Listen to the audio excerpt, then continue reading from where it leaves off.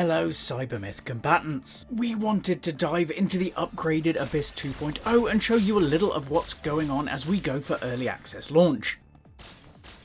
We are jumping into the Abyss today in 4-player multiplayer to take you through a little bit of chaos, checking out the overhauled weapons, our new faith system, and a few of the characters that you'll be able to unlock along the way. With our starter Nick and unlockable characters Elise, Lucia and Shren. First of all, one of the biggest upgrades in the upgraded Abyss is our new 4-player multiplayer. While you'll need to work as a team to fight the new gods and to progress between each level of the Abyss, you and up to 3 friends or randoms can free roam throughout each level. This means that you can pick fights alone or as a team, get there first to nab the good loot, or split it with your friends. We can also see some elements of our faith system here, as the consumerism faith has provided a little coin boost if we can get to it, which will hopefully help us to unlock the temple. And you can see the progress towards that over on the right with the slowly filling gold bar. As we progress through the floor, we'll find plenty of drops with coins, keys, grenades, health and some artifacts here and there. Though you might not want to wear them yourself, things like these century-old dentures can synergize with our faith system or with your weapons to hit harder or unlock faster, with a little bit of chaos always welcome in the Abyss. Shop areas give you a spot to grab new weapons, bolster your defences, or in our case move towards unlocking the Faith Temple. With random draws, it is up to the gods of RNG if we'll find anything useful, but with 4 players and our own playstyles, there is bound to be something useful here. And while our team was shopping, there we've unlocked our first Faith Temple.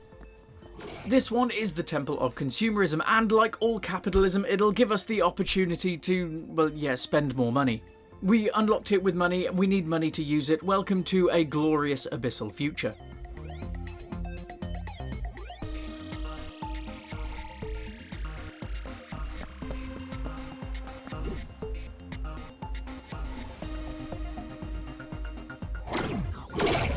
So as we continue, we will have to make the decision between sacrificing a little health to get into new places. Sometimes it's worth it, sometimes it's not, but it is a gamble we all have to make. This one was slightly worthwhile, as I had somebody else ready to give some health while I snapped up that dropped heart.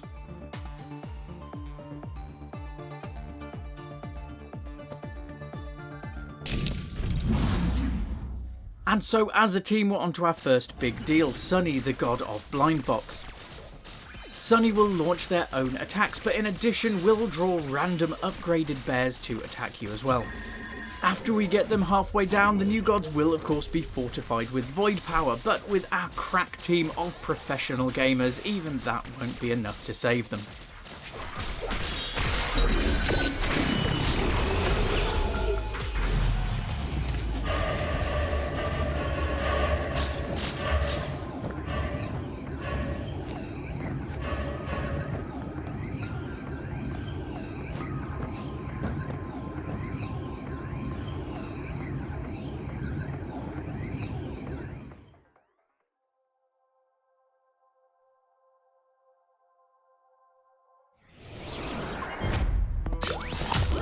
And as we drop into the second level, the luck of the draw gives us the consumerism once more, but this could be one of a few different faiths which can all affect how you play around in the Abyss, with each temple giving you different capabilities, boosts, weapons and more. We should be able to make it through this level pretty quick. So we'll get on with it and get to the next new god.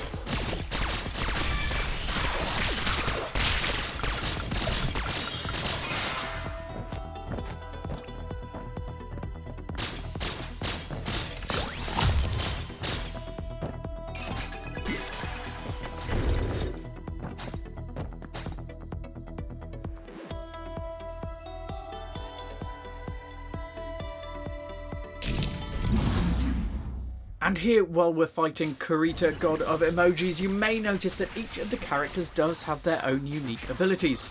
Our player one is the Eastern Taoist Tren, whose ability lies in grabbing near misses with enemy projectiles to unlock a power that provides a short period of invincibility and the ability to negate projectiles altogether. So let's see how we do.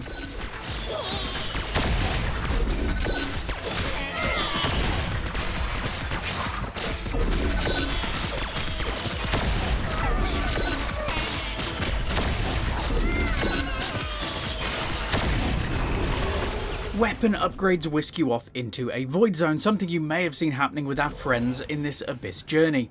You'll get an option of 2 weapon upgrades earned by defeating bosses and recycling your weapons, so just choose wisely, yeah? Let's get on with it.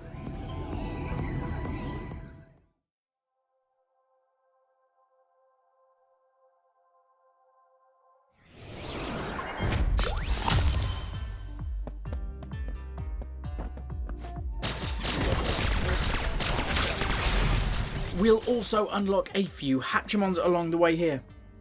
Each of these provides a little boost in their own way, helping you to take on the myriad enemies of the Abyss 2.0. We don't want to give away any spoilers, so we're not going to showcase Hatchimon evolution right now, but Cybermyth combatants will also find new super pets awaiting in the upgraded Abyss, which provide even more deadly, helpful, or otherwise chaotic powers to help on your journey. Super pets are evolved by fusing together regular Hatchmons, and once you've hatched the right combination, your Hatchmons will automatically evolve into a super pet, with each of these having their own unique benefits.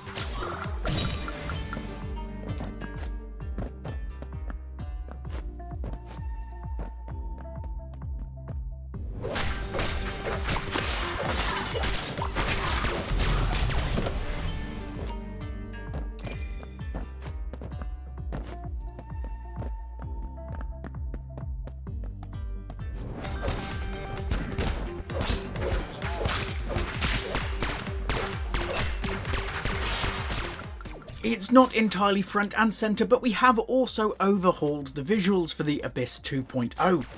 Each level of the Abyss now has its own distinct style and theme, though it is all filled with absolute carnage, especially if this group of agents has anything to do with it. Marvel at the new backdrops and environments, but make sure that you're keeping an eye on the enemies because, and I cannot stress this enough, you are not meant to be letting them hit you.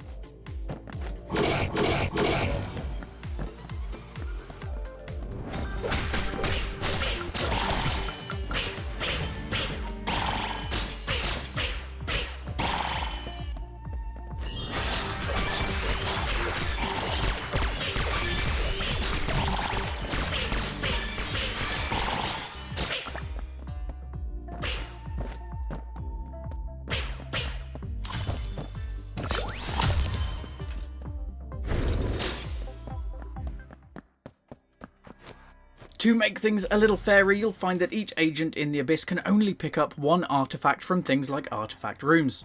The reason for this, among some other elements, is that no one person should hold that much power, but to be honest, we also knew that we'd get complaints.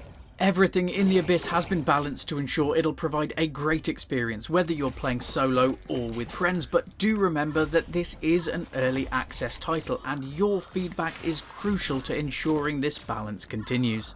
Let's see how we get on.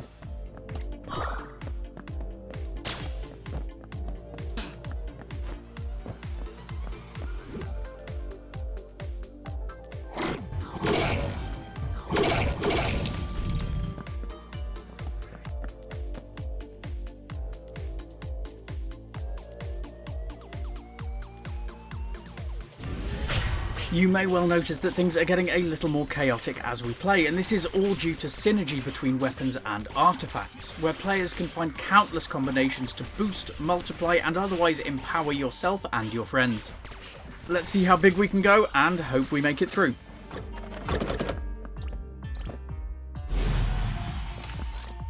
In the Abyss 2.0 we have a whole suite of new weapons, and these aren't all just guns but now include swords, knuckles, magical weapons and even sporting equipment. Each weapon comes with its own powers, but it also has a huge number of synergies, and players can unlock these through artifacts, faith, consumables and more. Let's see how we go.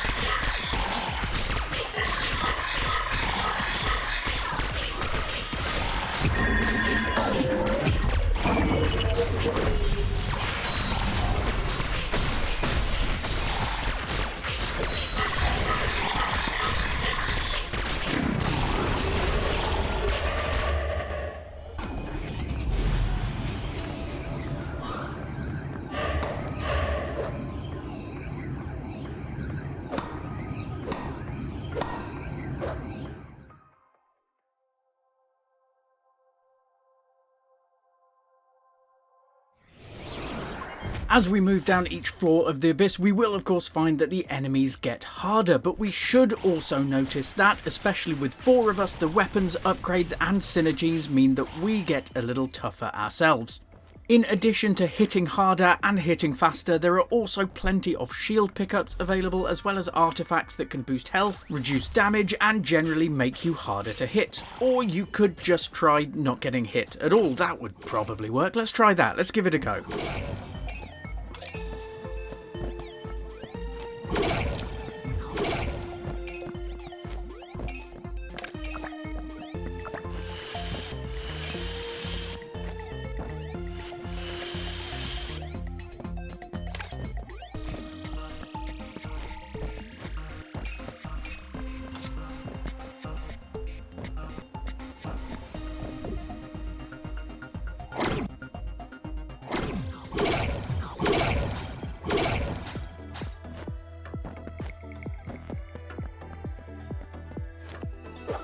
It is important to remember that whether you're using a gun, sword, knuckles, magic, a tennis racket or a disembodied haunted unicorn, in multiplayer it is possible to provide synergy through each of your weapons, artifacts, faith, curios, relics, wonders and individual player powers.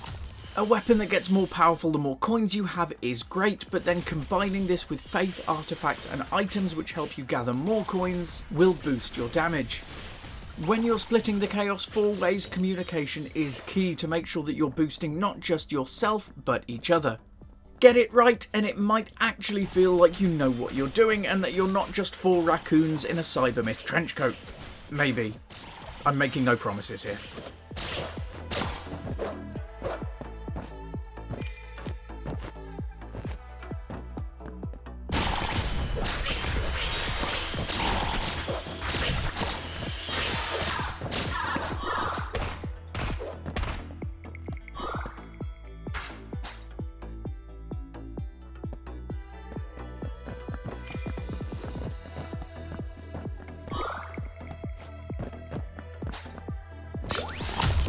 We've built up a pretty good arsenal of weapons and synergies here, but it doesn't mean that we're invincible. You can perish while battling in the Abyss, but unlike the solo experience with multiplayer, there are always ways that we can help each other.